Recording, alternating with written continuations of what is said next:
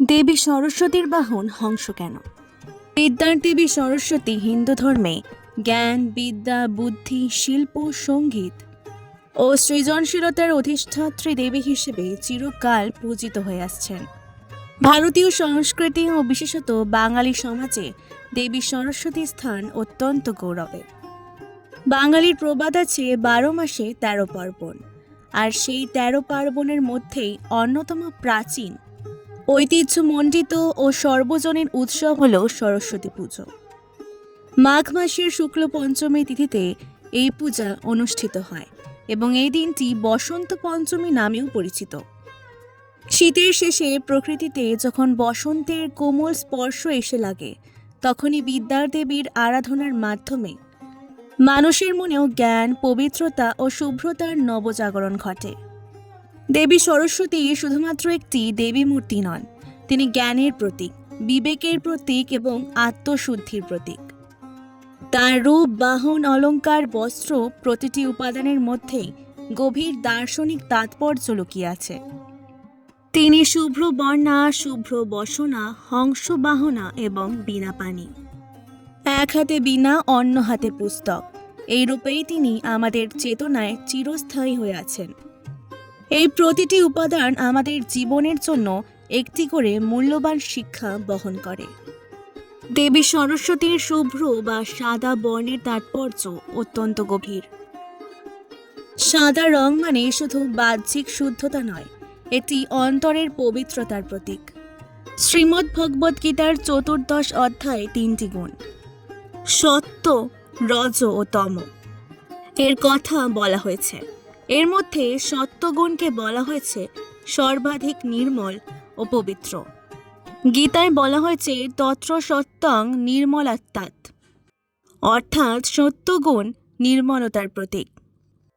আবার বলা হয়েছে সত্যাৎ সংজায়তে জ্ঞানং, সত্যগুণ থেকে জ্ঞান জন্ম নেয়।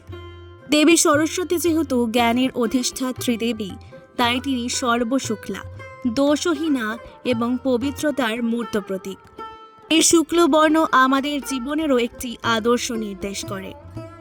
বিদ্যার প্রকৃত উদ্দেশ্য কেবল তথ্য অর্জন নয়, বরং চরিত্র গঠন, আত্মশুদ্ধি ও বিবেকের বিকাশ। দেবী সরস্বতীর শুক্লবর্ণ আমাদের শেখায় যে জ্ঞান অর্জনের সঙ্গে সঙ্গে মনকে পবিত্র ও স্বচ্ছ রাখা অত্যন্ত জরুরি। বিদ্যা যদি অহংকার, হিংসা বা অসৎ উদ্দেশ্যে ব্যবহৃত হয়, তবে তা কখনোই কল্যাণকর হয় না। তাই দেবী জ্ঞান দান করেন, কিন্তু সেই জ্ঞান সত্যগুণে ভরপুর।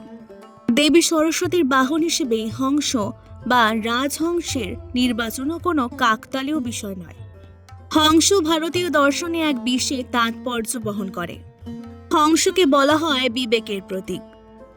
লোকবিশ্বাস অনুযায়ী হংস দুধ ও জলের মিশ্রণ থেকে জল পরিত্যাগ করে শুধু দুধ গ্রহণ করতে সক্ষম, অর্থাৎ সে সার ও অসারের পার্থক্য করতে জানে। একইভাবে কাদা পানির মধ্যে থেকেও হংস তার খাদ্য খুঁজে নিতে পারে, অর্থাৎ অশুদ্ধ পরিবেশেও সে শুদ্ধতাকে গ্রহণ করতে পারে। এই হংস বাহনা দেবী সরস্বতী আমাদের জীবনের এক গুরুত্বপূর্ণ শিক্ষা প্রদান করেন। জ্ঞানের সাধক হিসেবে আমাদেরও উচিত অসার, ভেজাল ও অকল্যাণকর বিষয় পরিত্যাগ করে সার, সত্য ও কল্যাণকে গ্রহণ করা। আধুনিক জীবনে আমরা নানান বিভ্রান্তি, তথ্যের আধিক্য ও কৃত্রিমতার মধ্যে বাস করছি। এই সময় হংসের মতো বিবেক বুদ্ধি না থাকলে সত্যিকারের জ্ঞান অর্জন অসম্ভব। দেবী সরস্বতী হংস বাহনা হয়ে আমাদের শেখান কিভাবে বিবেকের মাধ্যমে জ্ঞানকে গ্রহণ করতে হয় এবং অজ্ঞানতা ও অন্ধকারকে পরিত্যাগ করতে হয়। দেবী সরস্বতীর হাতে থাকা বীণা তার আরেকটি গুরুত্বপূর্ণ পরিচয় বহন করে। বীণা হলো সঙ্গীতের প্রতীক, আর সঙ্গীত হলো জীবনের ছন্দ।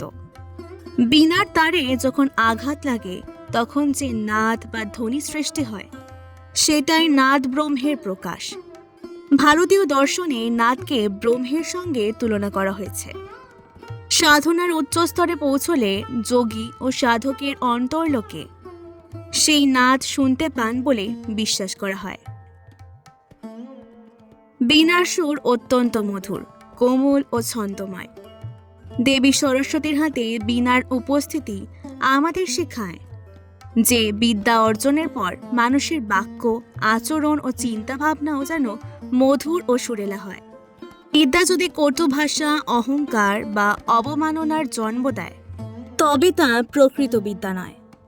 তাই দেবীকে বীণা পাণি বলা হয়, যিনি বীণা ধারণ করে আছেন এবং যার বিদ্যা জীবনের সৌন্দর্য ও সামঞ্জস্য নিয়ে আসে। দেবী সরস্বতীর অন্য হাতে রয়েছে পুস্তক, যা বেদের প্রতীক।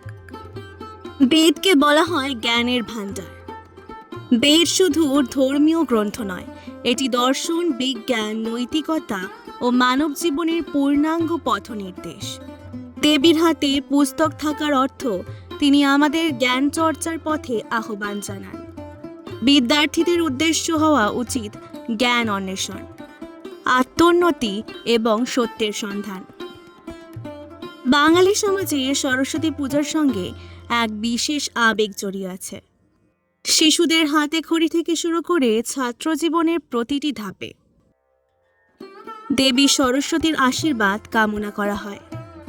শিক্ষা প্রতিষ্ঠানে, বাড়িতে, মণ্ডপে সর্বত্রই এই পূজা মহাসমারোহে পালিত হয়। সাদা ও হলুদ রঙের পোশাক, ফুল, আলপনা, খাতা, বই সবকিছু মিলিয়ে এই দিনটি যেন বিদ্যার এক মহোৎসব। সরস্বতী পূজার দিনটি ছাত্রছাত্রীরা দেবীর চরণে বই, খাতা নিবেদন করে। এর অর্থ হলো আমাদের জ্ঞানার্জন যেন অহংকারে ভরে না ওঠে, বরং দেবীর চরণে সমর্পিত থাকে। এই সমর্পণই মানুষকে প্রকৃত জ্ঞানী করে তোলে।